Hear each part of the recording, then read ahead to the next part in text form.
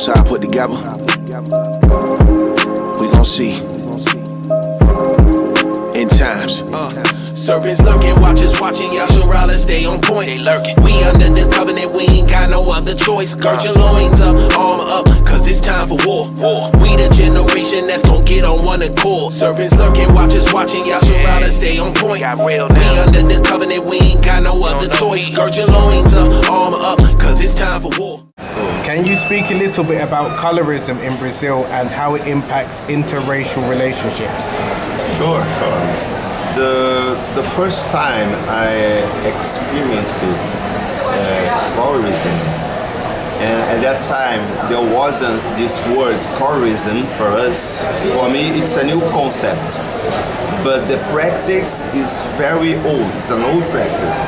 It's an old mentality, an old mindset. But I have an example in my own family. For example, my grandmother was black. She used it to tell her daughters, my mom and my aunties, to marry only white men. Why? To purify our blood from the African ancestry. So, one day I asked other black people in Brazil if they had been told the same story on their families, and they confirmed. Also, in other black families in Brazil, there was this mentality of purifying the blood by interracial marriage. So this, we call it in Portuguese, branqueamento. It's the idea that the more you get near to white features, you are being more good, more acceptable for society. It's no wonder that here in Brazil, even among black people, the black people we have light skin, many times they are preferred to commercial or TV roles, preferred over black people who's got darker skin. That's the reality. Nobody can deny it.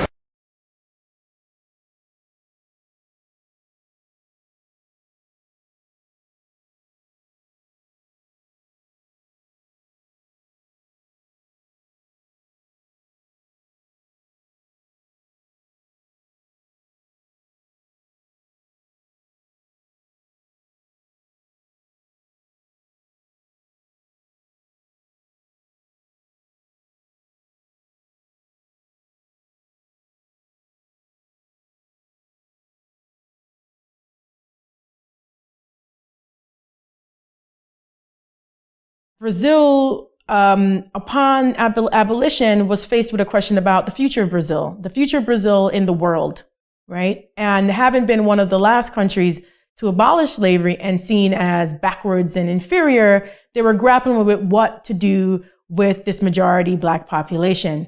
How did they move forward and become modernized and become comparable to Europe and other countries that was modernizing long before the abolition of slavery, how they could compete. So in Brazil, there was a concerted effort at the level of government, the federal government, to eliminate and exterminate the Black and indigenous population through whitening, branqueamento. Embedded in the idea of whitening, of course, is the idea that Blackness and indigeneity are inferior, and that being European and white are certainly superior. And in Brazil, the understanding was that they were going to become a superpower in the world economically and socially by becoming more white. And what that means is not just the cultural representations, it's not skin bleaching, it's not the ideological whitening that takes place over time, but an actual biological whitening that meant an actual financial investment in the importation of European whites that would produce a new white race in Brazil. And this is real. By 1890, the Brazilian white population had increased by more than 5%. So the census in 1950 shows Brazil as predominantly white in actual numbers, right? And the numbers of, for example, mixed race also increase. And it's only until recently, partly through kind of Black consciousness movements and so forth, as well as just the resilience and resistance of the Black and indigenous population, that Brazil is considered to be 51% African descendant, 51% Black, right? So whitening was not just an ideological project. It was an actual biological project. Let me tell you something. This image right here has destroyed Black people, man. We, as children, we've been raised to think that everything that is white is good. As a child, from a young Black man, what color is Spider-Man? As you're a child Black man, what color is Superman? If you're a Black woman, what color is Barbie, man? So by the time you hit 16, it's over, man. Everything beautiful is white to you. Everything great is white to you. Superman saves the world. Santa Claus gives presents around the whole globe in in 1 night. It's lucky, not 24 hours. In 1 night, man. And then you look on Black people, what are they? Drug dealers. You look on Black people, what are they? Baby mothers, pushing prams. You're trained to think, well, what? The only thing that's good is white, man. And by the time you hit 16, it is a rap, Black man. You are looking for a woman that looks like her. She's something. And then your own woman, you think, wow, what? Oh, I don't want Keisha. Oh God, I don't want one of those. I need a white woman, man. She's what? The same color as Jesus Christ. She's the same color as Barbie. She's the same color as the great Superman and the great Santa Claus, man. And me, I hate your own people, Black man. And that is by design. That is by design. That is a design that the oppressor has put on us, man. You know why? Because we are his slaves, man. And guess what, Black man? We are better than them, man. Right. What you've seen is people come out of the caves, man. Right. Come out of the caves and convince us to love them. Right. But we are greater than them, Black man. Right. Science shows you that we are greater than them, man. Who's the fastest runner on the face of the earth? A Black man, man. Right. Who can play tennis better than Serena and Venus Williams, man? Who can rap better than Black people, man? Who invented the fridge and the light bulb? Black people have, man. And with all these great inventions, we still look to other nations like they're something. They ain't, man. They ain't. Black man, you are the greatest on the face of the earth. Right. Give me that in Daniel 7:9, man. Black man, we've been taught that God is white, God ain't white. God is the same color as us, man. And because we don't know this, that's why we hate each other. Because we don't know this, that's why we sell drugs to our own people, man. Because we don't know this, that's why we have sex with Black women and throw them away. Because we don't know this, that's why we want to go on Love Island and find our trophy. Well, the trophy is right here in Brixton, man. Right. The trophy is in our same community, man. The right. Trophy is our mothers, our sons, our fathers and cousins, man. We are the trophy, they ain't, man. 54% of the Brazilian population is of African descent. You can see the legacy of the slave trade in the faces here. Brazil was the last country in the Western world to abolish slavery. It did so in 1888, 20 years after the US did. But despite the fact that more than half this country has African roots, you may have noticed that almost all of the faces that you have seen so far in the clips that we've shown you from Brazilian television, either corporate media or religious channels, have one thing in common.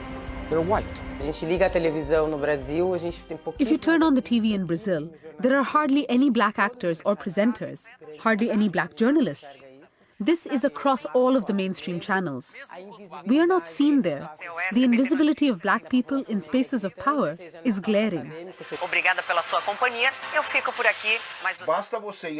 Just go to the newsroom of any newspaper or television station and look at the journalists working there.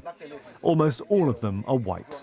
So the coverage of Black people on television or in the Brazilian news must go through the hands and the work of the white journalist. This kind of television reinforces stereotypes all the time. It reinforces the myth of racial democracy and that everyone has rights and equality and everything is okay.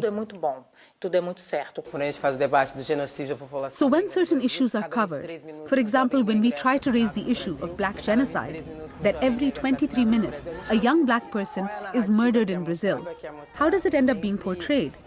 It's always shootouts in the peripheries and the criminals were killed. There isn't even a narrative that serves to inform the public of the facts in Brazil, a country that was the last in the world to abolish slavery. The depiction of that Brazilian reality does not just occur in news programming.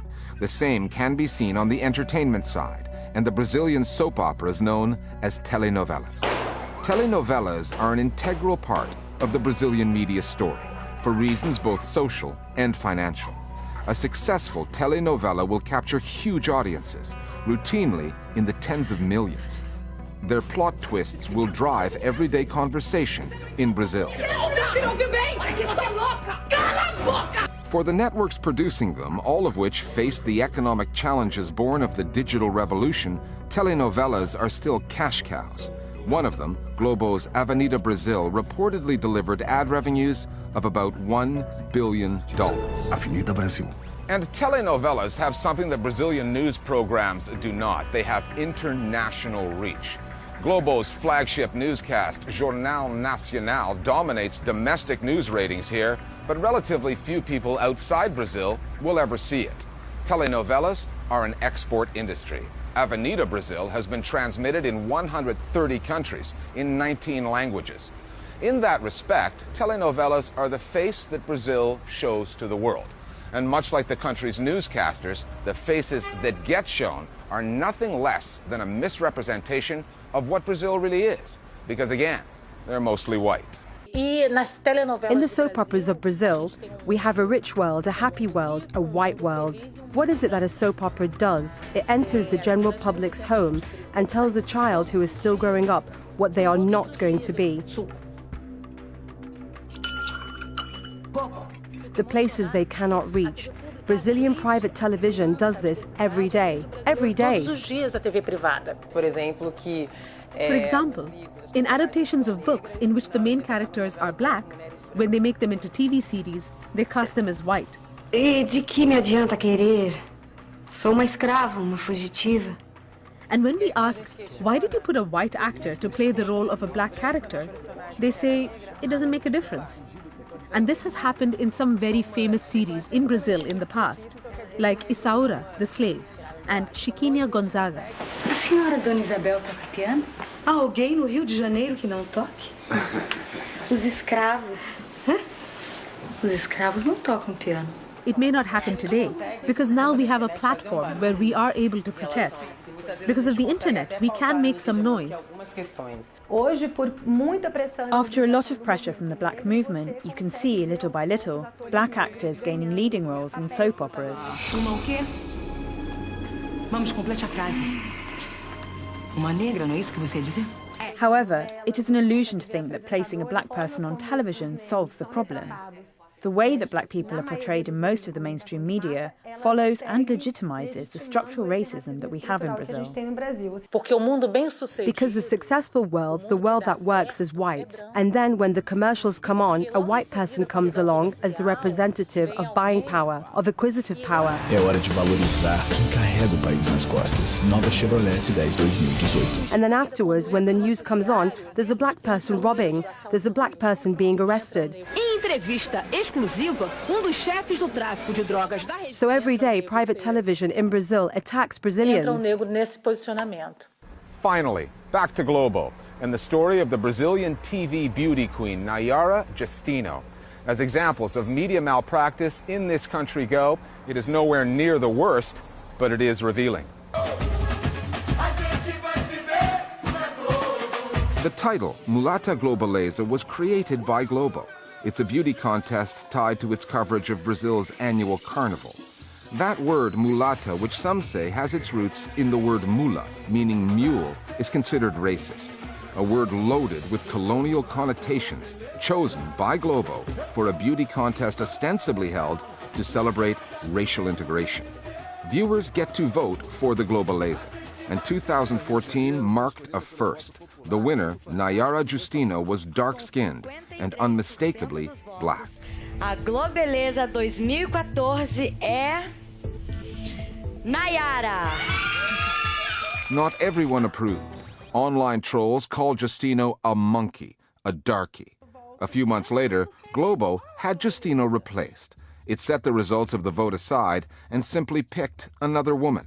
Globo insisted that its decision had nothing to do with skin color, that the choice came down to artistic fitness for the role. It said artistic merit prevails.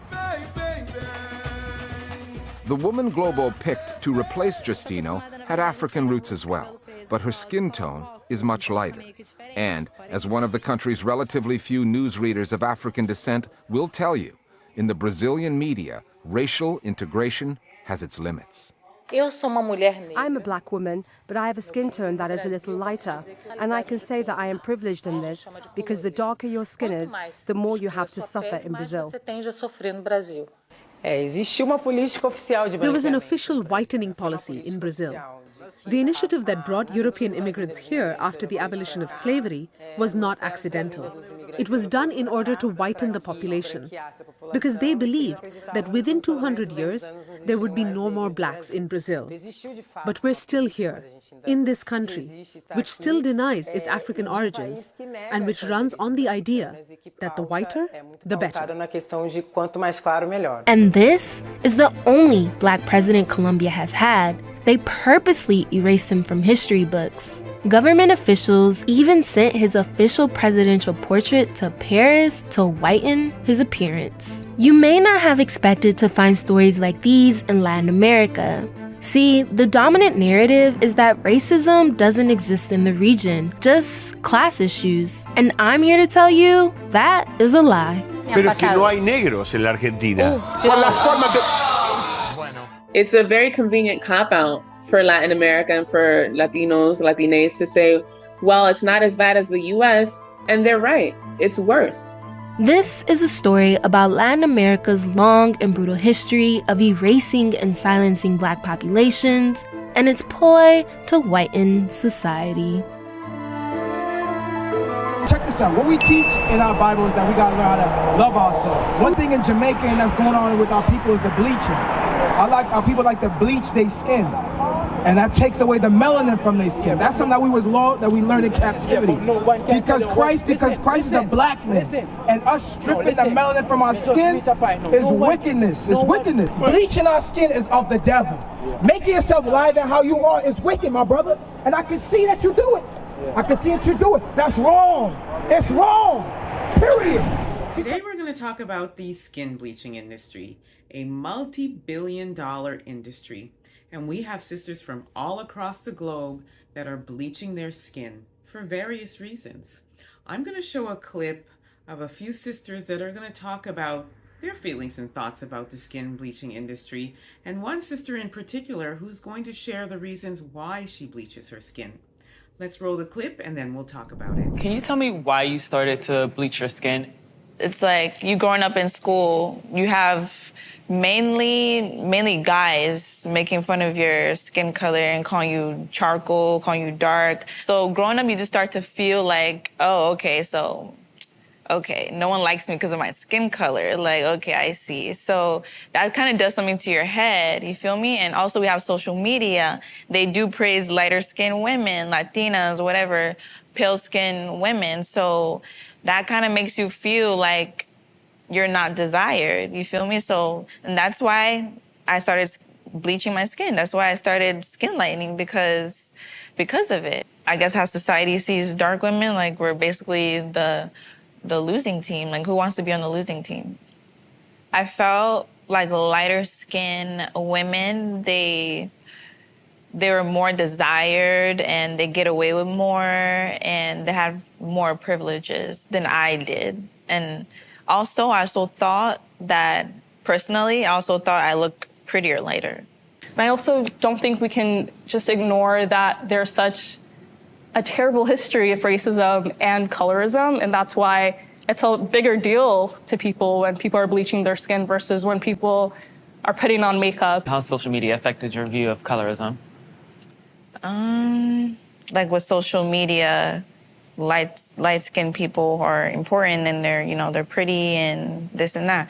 And that's the same thing I want to feel. So, and there's a lot of benefits that come along with it, and I want the same benefits.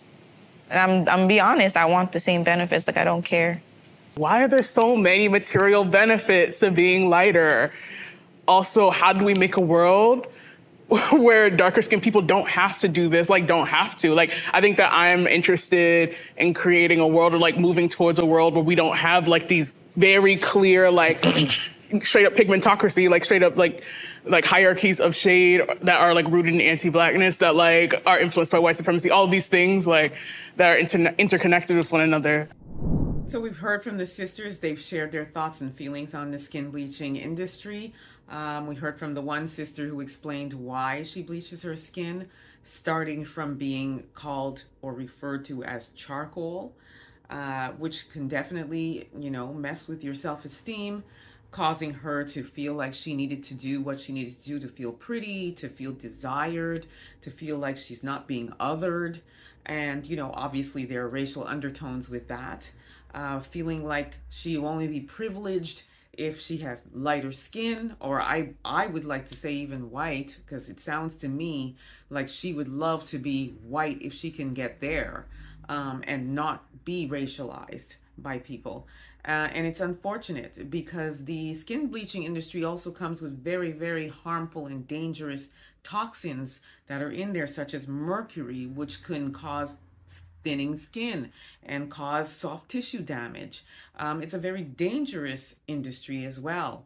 I really hope that these sisters can embrace their beautiful, glorious shades of melanin. While I can relate to feeling othered, I, on the other hand, chose to go a different route by wearing wigs, straight hair wigs and things like that, so that I can feel like I'm not being othered and belong and, get the same privileges that our white counterparts would get. So I can certainly relate to that. I do want to implore our sisters to just understand that you're beautiful queens, no matter what color you are. And straighten your crown, sisters. If you can just see us through the lenses that we see you in, beautiful, glorious shades of melanin. No need to bleach your skin. Here's the thing. Anti-Blackness is so deeply ingrained in the Latin American region that it's often ignored or defended. Like in the case of Dominican baseball player Sammy Sosa, who downplayed using a bleaching cream that whitened his skin.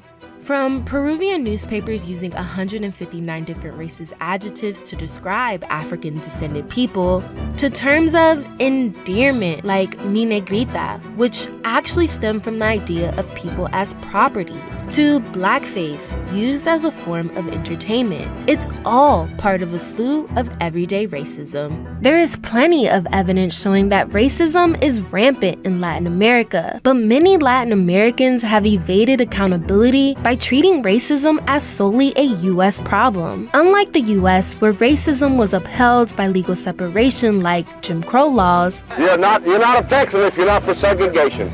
Countries including Colombia, Mexico, and Brazil encouraged the mixing of different racial types, known in Spanish as mestizaje. As a result, this ideology of mixing has been used for centuries to deny the presence of Black and Indigenous people throughout the region. This idea that everyone is mixed also has been completely overblown because Latin America is not unique in its mixedness, but that has been the mantle that it has taken upon itself so that you can evade accountability. How can we be racist if we're all mixed? Well, you certainly found very many ways to be. Meet Harris Machado. She's Panamanian American and the producer of Negro, a docuseries about Latino identity. We all know those sayings. You're treating me like a Black person. Trabajar como un negro, working like a Black person. Don't marry a Black person. Come on. Be serious. Again. And everybody knows these sayings. This is every single last country. Like, stop playing with us. Stop playing in our faces. To understand how deep anti-Blackness runs in the region, let's go back a couple of centuries, starting with the wars of independence from Spain for the region now known as Latin America. Meet Simón Bolívar. He's considered the great liberator of Latin America. But he wouldn't have liberated anything if it wasn't for the help of Haiti, where a rebellion by enslaved Africans created the only free republic in Latin America and the Caribbean at the time. Haitian President Alexandre Pétion agreed to help Bolívar on his quest for liberation under one condition. If Bolívar won, he He had to abolish slavery and the new republic he was fighting for. Bolivar agreed, and a few years later, he defeated Spain throughout South America and declared himself president of present-day Colombia, Venezuela, Panama, Ecuador, Peru, and Bolivia.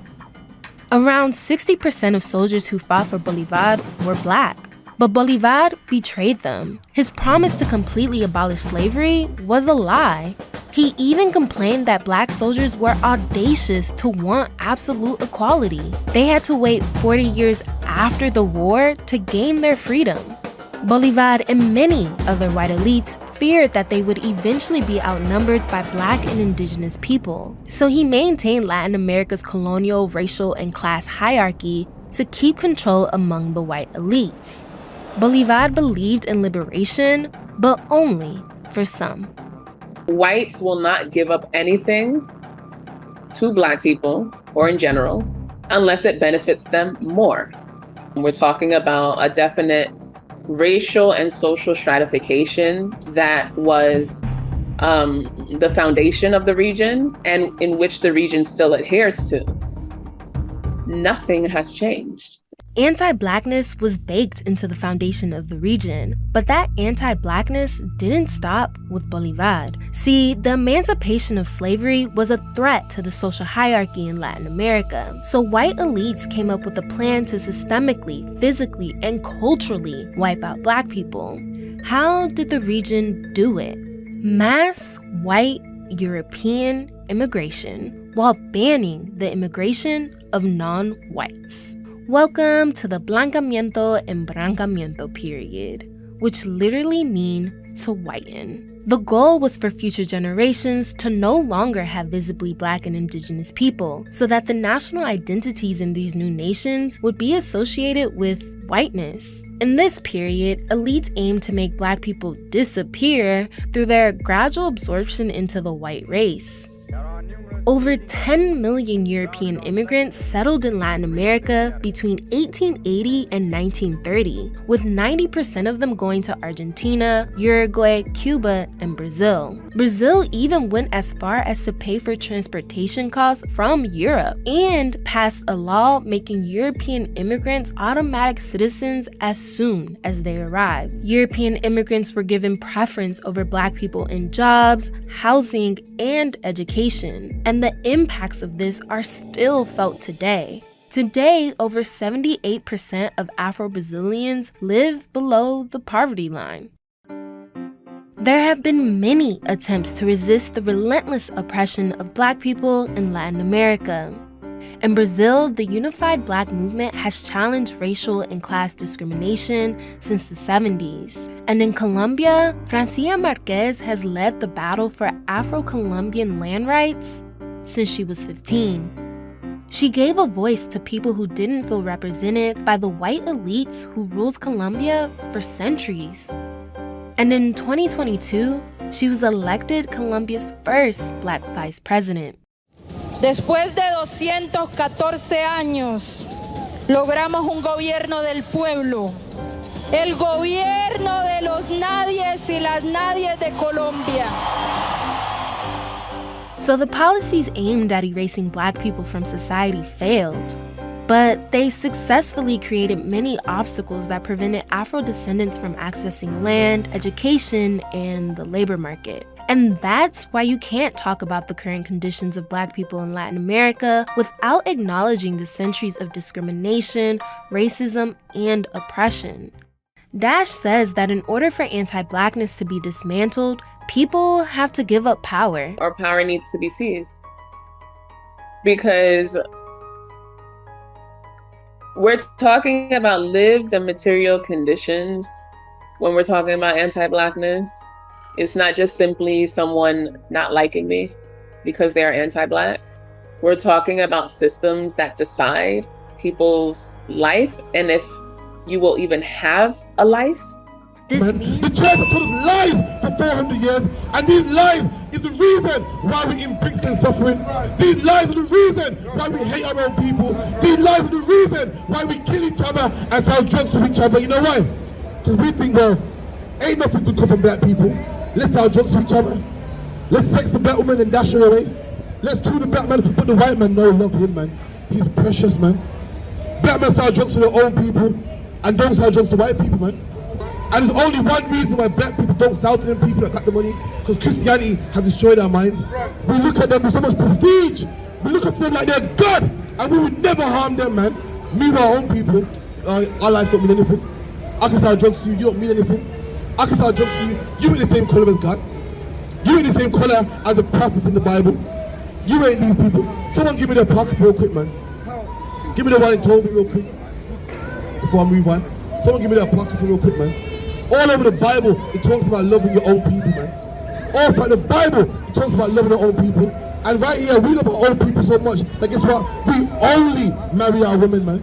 We only have sex with our own race, man. We only feed our own people. That's what you call love right there. And that ain't hatred, that, man. That ain't hatred. Because guess what? Every other nation does it, and that ain't hatred. If you go to Chinatown, Chinatown only employs Chinese people. An Indian man will open an off-license in a chip shop, and he will only employ his people. I don't care if you're a Muslim black man. Race is more stronger than religion, man. I don't care if you're a black Muslim. An Indian Muslim will not give you his daughter to marry, man. He won't do it. You know what? He knows something that we don't know. Race matters, man. We've been playing for too long, black man. Race matters. And right here, black man, we're going to show you how much race matters. Race matters so much that God told us only to love our people. Race matters so much that God told us only to have sex with black women. He was in his hand. Destruction gotta come, that's how he get us out this lane. The devil working hard, trying to get us out his plane. His sheep hear his voice, so he can't get us out his hand. We gon' trust the son of man, blow your wings, Father. Your kingdom coming, we just trying to make it in, Father. Rather we